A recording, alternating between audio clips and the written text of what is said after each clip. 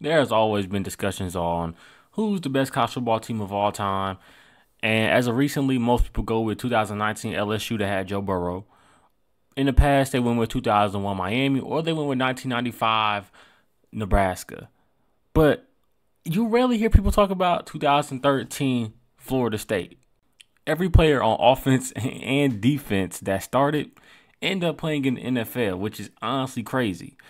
Not only that, this team had no weaknesses. Check out this clip from what Jameis Winston said.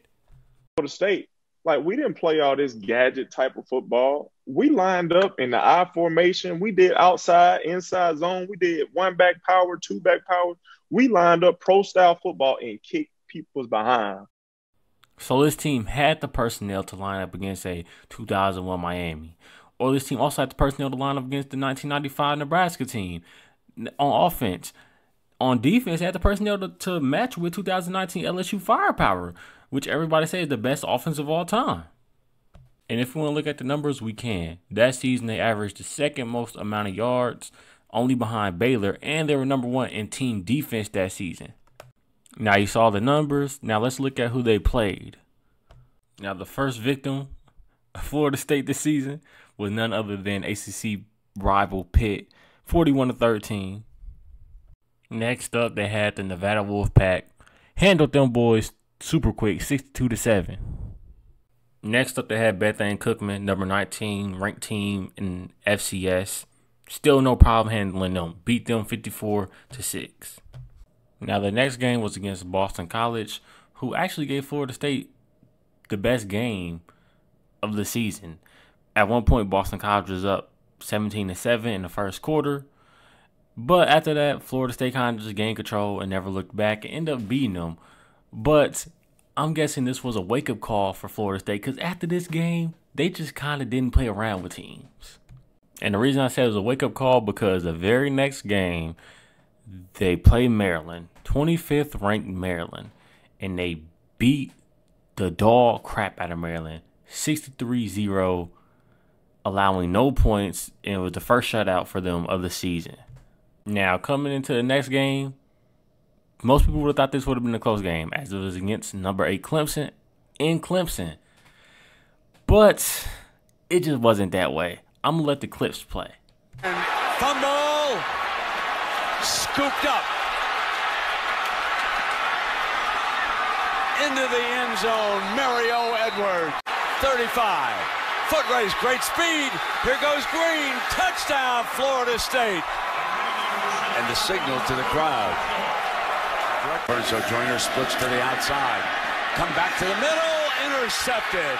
Picked off by you-know-who.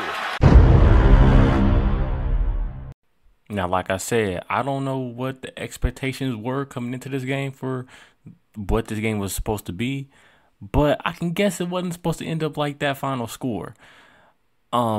This wasn't a weak Clemson team. This was a team led by Taj Boyd that also had Martavius Bryant, Mike Williams, Adam Humphries, and they had Sammy Watkins. This Clemson team was very good. Florida State was just that much better. Next up was NC State. NC State really had no hope. Florida State beat them 49-17. Next game was against the Miami Hurricanes, where Miami came in ranked number 7. But I don't know if this was expected to be a close game because it wasn't. But it was through the first half. At one point, it was 7-7. Then it was 21-14, still in Florida State's favor. But in the third quarter and the fourth quarter, the whole second half, Florida State ran it up. Ended up being 41-14 as the final score. Now, the next two games was against Wake Forest and Syracuse, where they beat them both 59-3. Next two games was against Idaho and Florida, where they beat Idaho 80-14. Funny enough, Idaho scored the same amount of points against Florida State as Clemson did this season. Just thought that was funny. Then they beat Florida 37-7. Handled them in a rivalry game. After that, they prepared for the ACC championship game against Duke, where they handled Duke 45-7. When I was younger, I thought this Duke team had a chance, but looking back on it, I was dumb for thinking that. The next game was against the Auburn Tigers. This was the same Auburn Tigers team that ended up beating Alabama on the kick six, and they ended up beating Georgia on that tip pass that ended up being a touchdown. And many considered this Auburn team to be a miracle team and that it was a miracle for them to even be in the national championship game.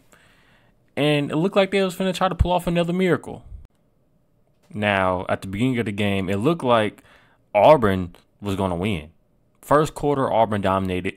Through most of the second quarter, Auburn dominated up until near the end of the second quarter where Florida State pulled off this play that changed the momentum. A fake. And they bring an end around off of it, and they're going to get a first down with Williams. As I said, Florida State gained momentum with that fake punt. And then they took control in the second half, outscoring Auburn 24-10. But not only that, it looked like Auburn at one point was going to win. They scored with a minute and 19 left, and they gave Florida State one last chance to win the game. And that's exactly what Florida State did. From the 2-yard line with a timeout, you wonder if Timbo would go ahead and run it. He's put Winston up under center. No, throw it. End zone, jump ball, touchdown! Now, this championship victory didn't come without controversy because after the game, Jimbo Fisher at some point went on to say that Auburn was stealing signals and stealing plays from FSU. Now, in the post-game press conference, Jimbo Fisher had this to say. They had a couple of our signals a couple of times and we're getting to them.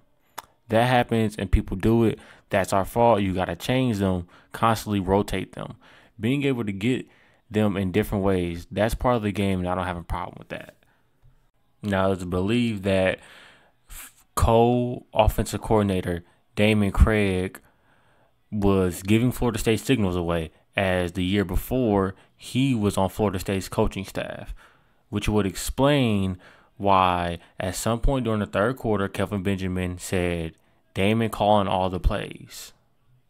Now, Florida State start covering their play calls with towels, and before covering their play calls with towels, the Seminoles offense ran 37 plays for 153 yards.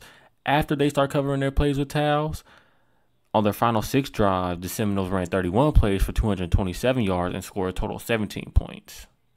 Now, at the end of the season, Jameis Winston was named as a Heisman finalist and won the Heisman Trophy. He also won the Davey O'Brien Trophy, the Manning Award, and the Walter Camp Award.